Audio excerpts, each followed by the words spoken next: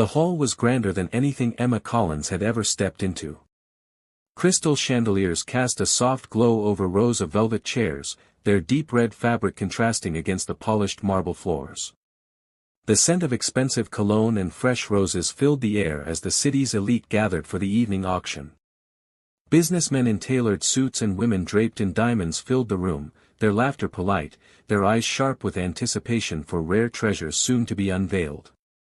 Emma, however, did not belong there. Her dress was plain and worn, her shoes slightly scuffed, and her posture one of quiet humility rather than entitlement. She hadn't come to bid, nor to mingle among the wealthy. She was only there because her daughter's school had asked her to deliver a set of documents to the auction house director. After finishing the errand, curiosity had tugged her forward, leading her to slip into the back row of the grand hall just as the event began. She told herself she would watch for a few minutes, then leave. The auctioneer's voice thundered as one item after another was introduced, a rare painting, a set of antique china, a diamond brooch that fetched an astonishing price within seconds. Emma sat silently, her heart thudding at the sheer wealth being exchanged around her. These people tossed around thousands of dollars the way she counted every cent at the grocery store. She thought of her daughter, Lily, and the half-empty fridge at home. A pang of guilt struck her. She didn't belong in this world, and yet, for some reason, she couldn't tear herself away. Then the next item was unveiled. The auctioneer held up a small velvet box, opening it to reveal a gold watch that gleamed under the lights. It wasn't just any watch, it was vintage, its face marked with delicate etchings, and on the back, engraved initials gleamed faintly, Jr. The audience murmured in appreciation, whispers of its craftsmanship and history rippling through the room. But Emma's eyes widened, her breath catching in her throat. Her chest tightened as memories crashed over her like a wave. She had seen that watch before, long ago, when she was a child. She remembered the way her father, James Rowan, used to slip it onto his wrist every morning, tapping the glass face with a fond smile as if it were a trusted friend. He had once told her it would be hers one day, a keepsake to remind her of him always. But when life had fallen apart, when debts had piled up and illness had consumed their family, the watch had been lost, sold or taken, she never knew. Until now. Her lips parted, and before she could stop herself, she whispered, "That's my dad's watch." The words were soft, not meant for anyone else.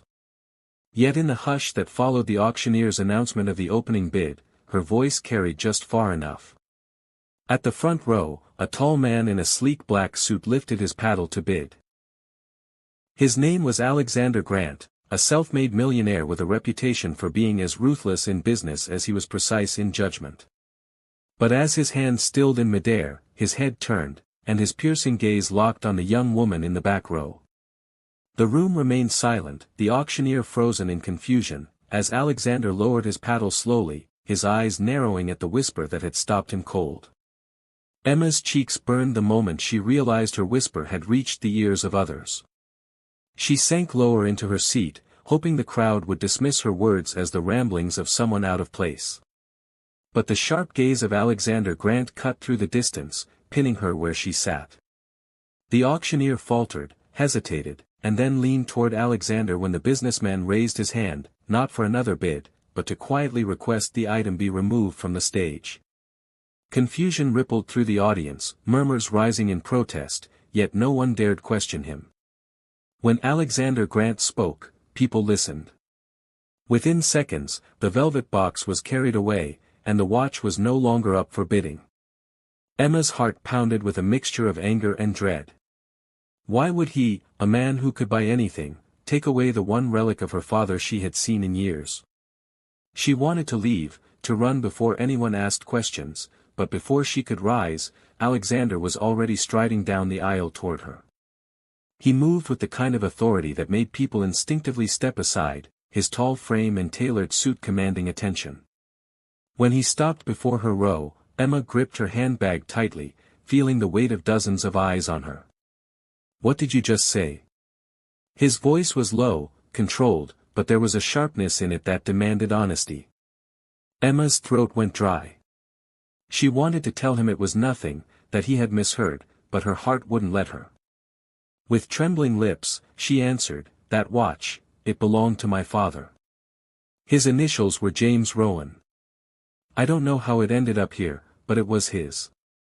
For a long moment, Alexander simply stared at her, his expression unreadable. But inside, a storm was raging. The name James Rowan was not one he could forget. Years ago, in the ruthless climb to wealth, Alexander had nearly lost everything. A hostile takeover, a betrayal by his own business partner, and debts that threatened to destroy his future had left him broken. And it was James Rowan, a man of quiet honor, who had stepped in to protect him. James had put his own resources and reputation on the line to shield Alexander from ruin.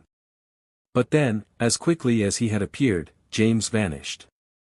Rumors spread that he had fled, betrayed by those he trusted. Alexander had searched for him, wanting to repay the debt, but he had disappeared like smoke. And now, here was this young woman, with the same eyes, the same voice softened by weariness, whispering his name in connection to a watch Alexander himself had seen James wear. Where is he now? Alexander's voice broke slightly despite his best attempt to remain composed.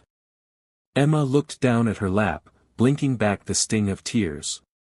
He passed away 10 years ago. All I have left are memories, and the stories he told me. That watch should have been mine, but when we lost everything, it disappeared. Her words hung heavy in the air, and Alexander felt the full weight of guilt pressing into him. Fate had placed before him not just a relic of his past but the daughter of the man to whom he owed everything. Emma sat across from Alexander Grant in a room that looked more like a palace than an office. The walls were lined with books bound in leather, and floor-to-ceiling windows framed the glittering skyline of the city. She felt out of place, clutching her worn handbag on her lap, her heart still racing from the whirlwind of events at the auction. Alexander had insisted she meet him privately, and though her instincts told her to decline, something in his tone, something almost desperate, had made her agree. Now, as she sat there, she felt both nervous and strangely curious about what he wanted from her. Alexander leaned forward, his hands clasped tightly on the polished mahogany desk. For the first time in years, his usual air of absolute confidence seemed cracked. "Your father," he began slowly, "was not just any man. James Rowan, he was the one who saved me when I was on the edge of ruin." He paused, his voice roughening as memories surfaced. "I was a young man, reckless and ambitious. My company was collapsing, my name was tainted, and I was drowning in debts that would have destroyed me. Everyone turned their backs, except your father. He put himself at risk, used what little he had, and shielded me from destruction." Emma's eyes widened as she listened. She had grown up knowing her father was a good man, but he had never spoken of helping anyone as powerful as Alexander Grant. To her, James Rowan had always been just her gentle father, a man who worked tirelessly and loved his family with quiet devotion.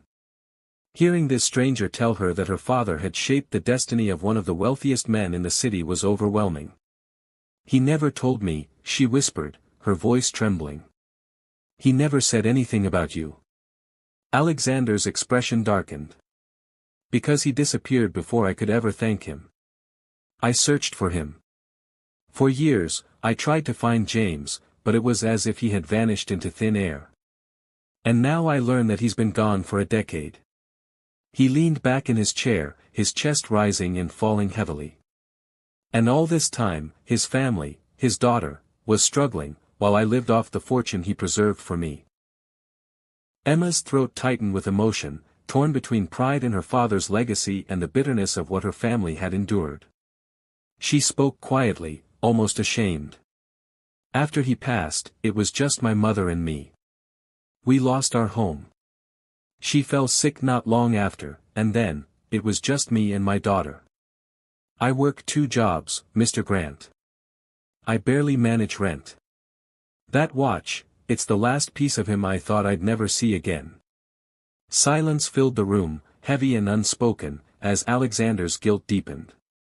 He reached into the drawer, pulled out the velvet box, and slid it across the desk toward her. "This belongs to you, he said firmly. But not just this. Everything I should have given him, I will give to you. His voice shook with conviction. I owe your father a debt that can never be repaid. But I can start by honoring him, through you. Emma stared at the velvet box on the desk, her father's watch glinting faintly under the soft office light. For a long moment, she couldn't move, couldn't breathe. It felt surreal, as though time itself had folded back to place a piece of her past in her hands. Slowly, with trembling fingers, she lifted the watch and traced the familiar initials, Jr. Her father's presence washed over her, and tears blurred her vision. He always said this would be mine one day, she whispered, her voice breaking. I thought it was gone forever.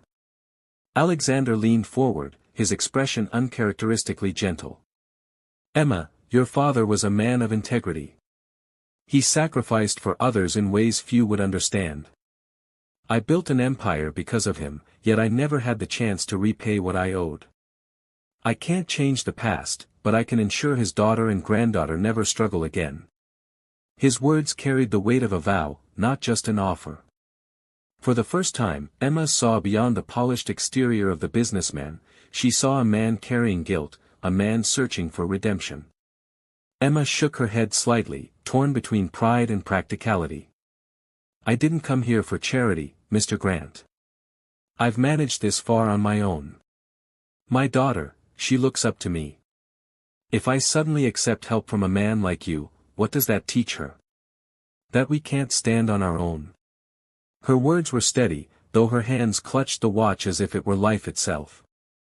Alexander's eyes softened, and he leaned back, his voice quieter. No, Emma. It teaches her that sometimes strength is knowing when to accept what is rightfully yours. This isn't charity. This is your father's legacy.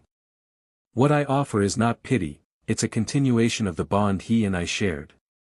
His words struck deep, and Emma felt her resistance waver. She thought of Lily's worn-out shoes, the bills that kept piling up, and the nights she cried silently, unsure how much longer she could keep fighting alone. Finally, she nodded, tears slipping down her cheeks. Then I'll accept, not for me, but for Lily. If this is truly my father's legacy, then she deserves to know it. Alexander smiled faintly, the weight on his shoulders easing for the first time in years. Good. Because I intend to make sure she never forgets the name James Rowan, or the honor of the man he was. Later that evening, Emma walked out of the towering building with Lily's small hand in hers and her father's watch on her wrist. The city lights glowed around them, but for the first time in years, the future didn't feel dark and uncertain, it felt bright, alive, and filled with possibility.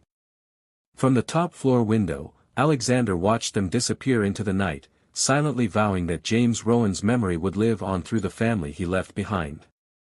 Emma had whispered the truth in a crowded auction room, and in that single whisper, she had not only reclaimed her father's watch but also rewritten the course of her and her daughter's lives.